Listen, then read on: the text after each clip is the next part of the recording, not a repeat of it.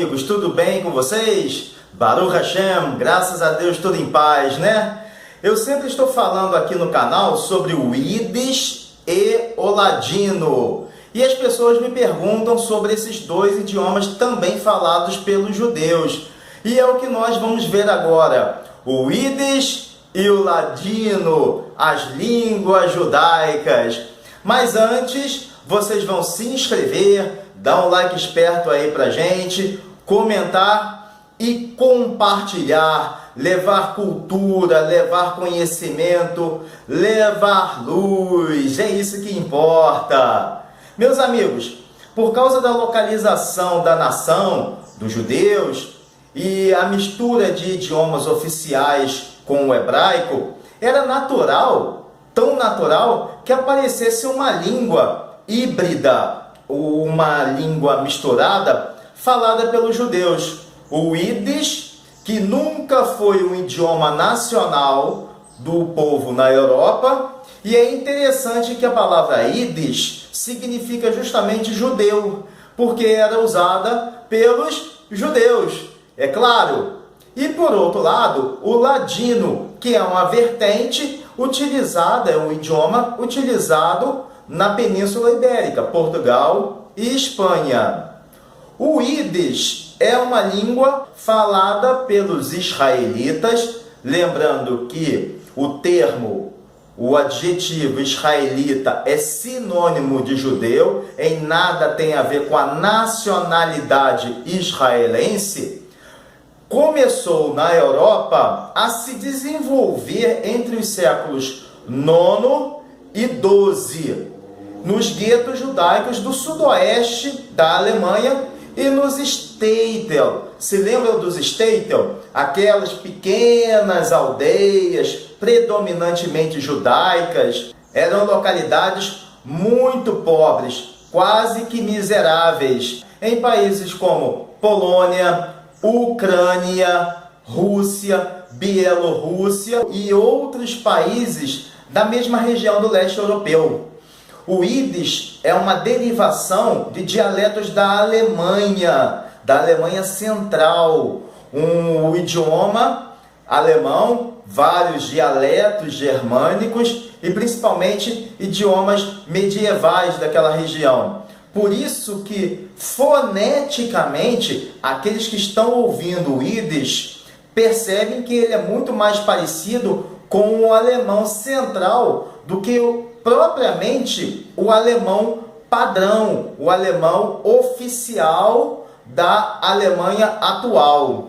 Quando grande parte da comunidade judaica da Europa se deslocou para o inverso aqui, para o leste, vocês vão ver nesse sentido, do leste, para mim é o inverso. Essa aqui que é minha mão direita, para mostrar para vocês o lado direito, eu tenho que usar a esquerda. Então, grande parte da população que se movimentou para o leste, para chegar às regiões predominantemente ocupadas por povos que falavam línguas eslavas, esses idiomas também foram incorporados ao Yiddish. Mas vejam bem, apesar do Yiddish ser uma única língua, ele obedece uma distribuição geográfica, linguística ou lingo-geográfica muito complexa. O Yiddish ocidental, que tem poucos falantes, está concentrado majoritariamente em áreas onde se fala na Europa Ocidental o alemão. Por outro lado, o grupo oriental, que tem muito mais falantes, se divide em dois ramos. Um ramo a nordeste e um ramo ao sul. O ramo nordestino inclui o Yiddish de países bálticos. Os países bálticos são Estônia, Letônia e Lituânia. E nas áreas noroestes da Rússia. E o ramo do sul, que tem subgrupos central e sudeste, são grupos que abrangem o território da Polônia, Hungria, Ucrânia, Bulgária, Romênia e Moldávia. Por isso Vejam bem, por isso que o Yiddish falado na Europa Oriental, durante vários séculos, hoje tem cerca de 85% do alemão medieval, 10% de hebraico e 5% de línguas eslavas, e mais um pouco de romeno e até mesmo francês. Vejam só que curioso. E também uma curiosidade fica por conta do inglês, que é falado tanto nos Estados Unidos quanto em outros países anglófonos, ou seja, países que falam língua inglesa, principalmente Canadá e Inglaterra. E agora vocês podem se perguntar, mas como que fica a escrita? Como se escreve o Yiddish? Que alfabeto utiliza? Pois, meus amigos, para escrever o Yiddish se usa o alfabeto hebraico. Então fica fácil deduzir que ele é escrito da minha mão direita. Então vamos inverter aqui para ficar fácil para vocês no vídeo. Ele é escrito da direita para a esquerda. Isso mesmo. Ele é escrito da direita para a esquerda. E claro que os livros também são editados da direita para a esquerda. Então, o que seria tradicionalmente a última capa ou a última página de um livro editado em português, por exemplo, a última capa se torna a primeira. A gente abre o livro de forma inversa, vamos dizer assim. E além dessa curiosidade muito interessante, algumas letras são usadas no Yiddish com pronúncia totalmente diferentes das utilizadas no hebraico.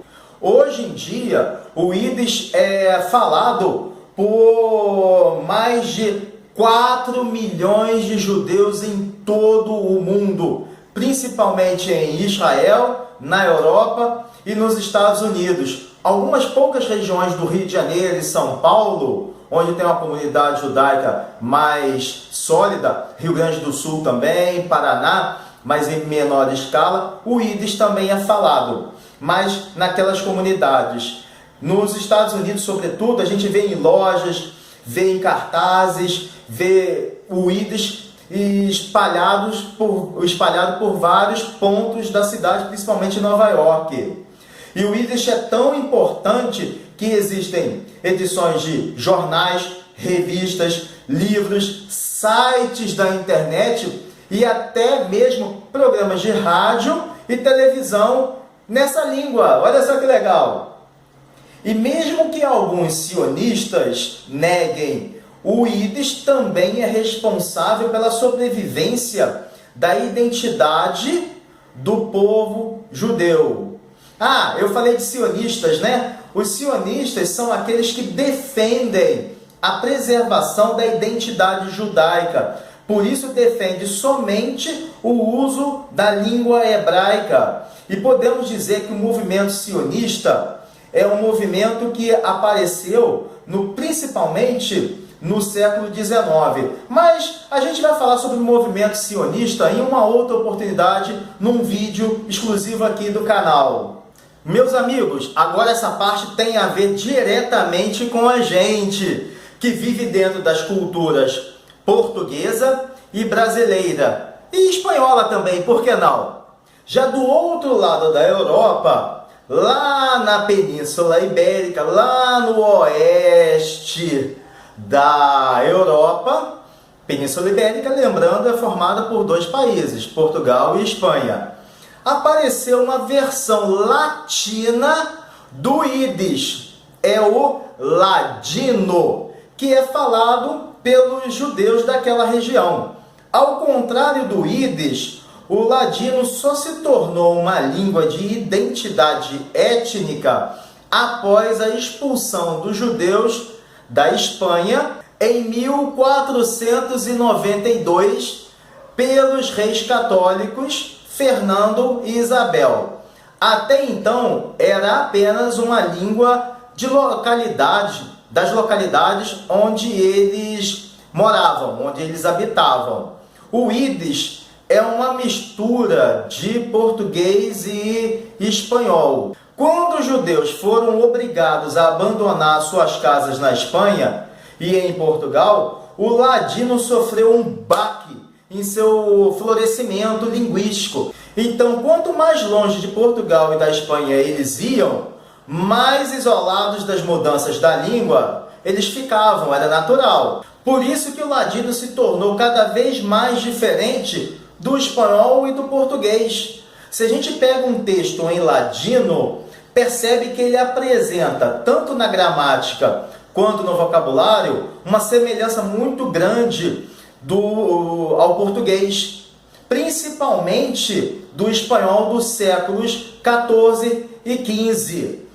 O português medieval era muito parecido também com o espanhol. Por exemplo, São João del Rei. Era essa a pronúncia do português medieval, del Rei.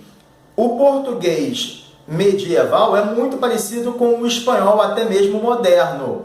Então, tem uma semelhança. Você falaria hoje, aliás, nós falaríamos hoje, São João do Rei. Lembrando que del é em espanhol. Tinha uma semelhança muito maior entre o português e o espanhol na época. Já as comunidades da Holanda e Amsterdã, da Inglaterra e da Itália, continuavam a praticar o ladino, porque eram sefaraditas, ou seja, de Portugal e Espanha. Por outro lado, os judeus da Península Ibérica, que foram morar no Império Otomano, que é a atual Turquia, passaram a falar o ladino com as formas do idioma hebraico, árabe, grego e turco, por causa da aproximação da localidade onde eles estavam. E até mesmo o francês. Isso contribuiu muito, muito mesmo, meus amigos. Vejam bem,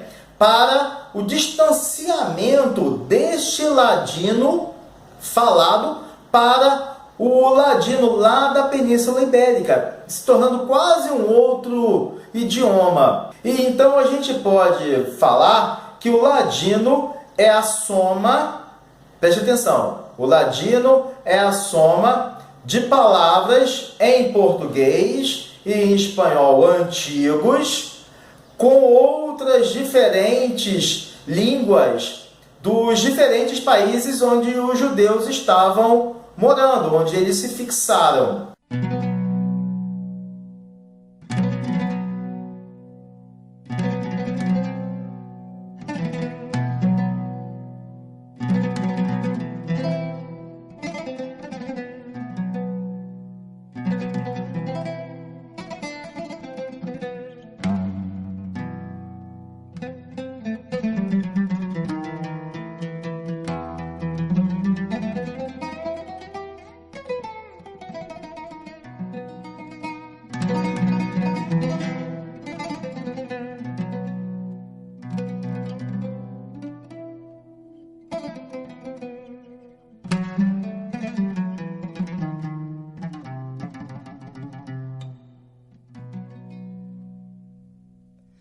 Cuando el Nimrod al campo salía, vido en el cielo y en la estrellería, vido luz santa en la judería, que había de nacer Abraham vino,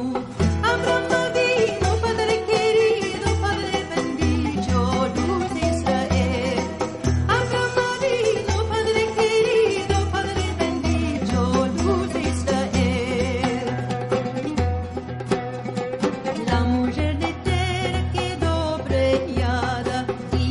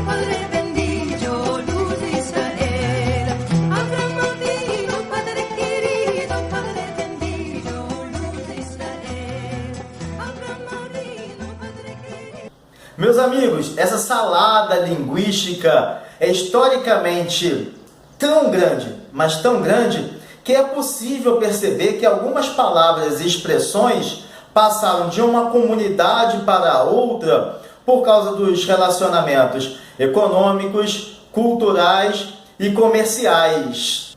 Enquanto que outras palavras se tornaram tão típicas de outras comunidades que é possível identificar de onde vêm as pessoas que falam aquela variante. E mais uma curiosidade, o ladino que é falado em Israel, lá em Israel, tem palavras emprestadas, adivinha de onde?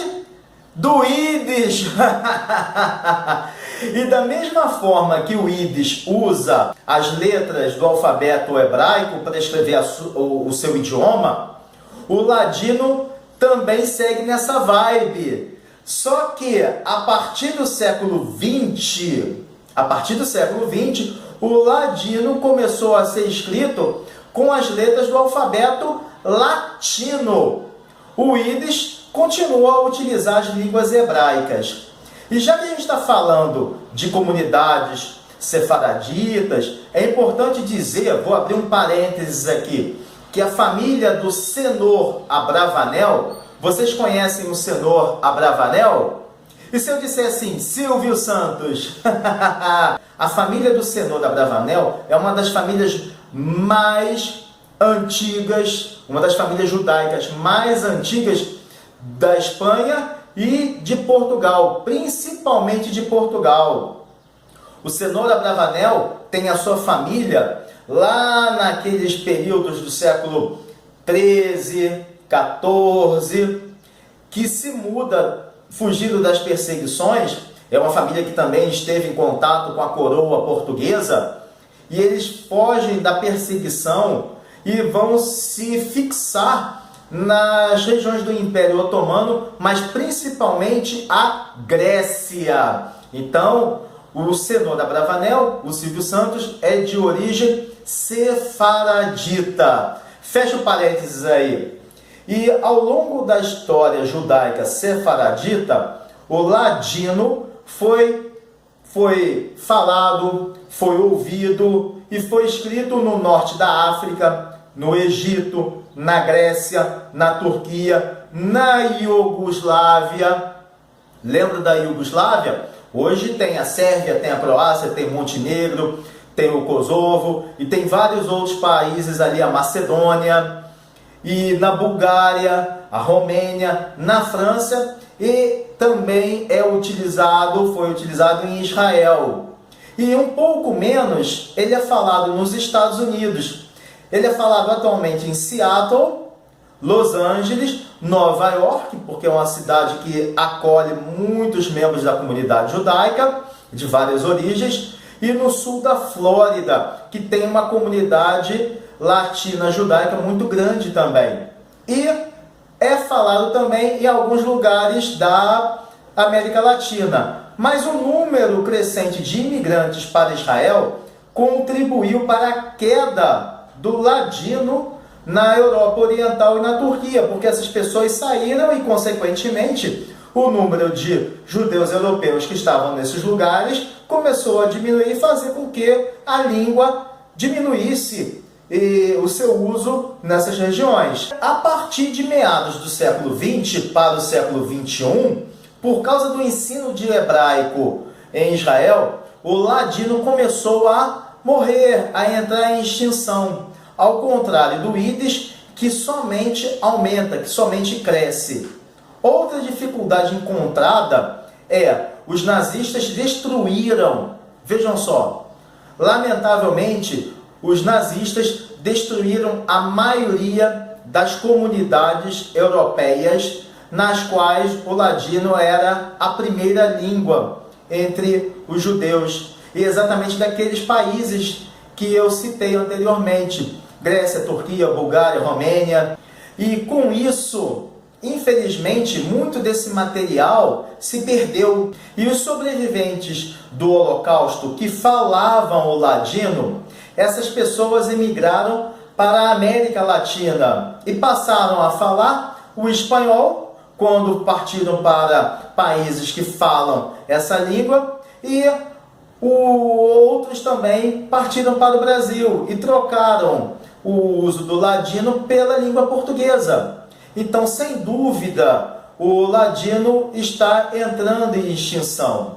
E é interessante que hoje em Israel reside a maior parte dos falantes de ladino, com quase 3 milhões de pessoas. Se a gente parar para pensar que só em Israel tem 4 milhões de pessoas que falam Yiddish, fora as outras localidades no mundo, incluindo o Brasil, tem muito menos falantes. Mas é isso, meus amigos.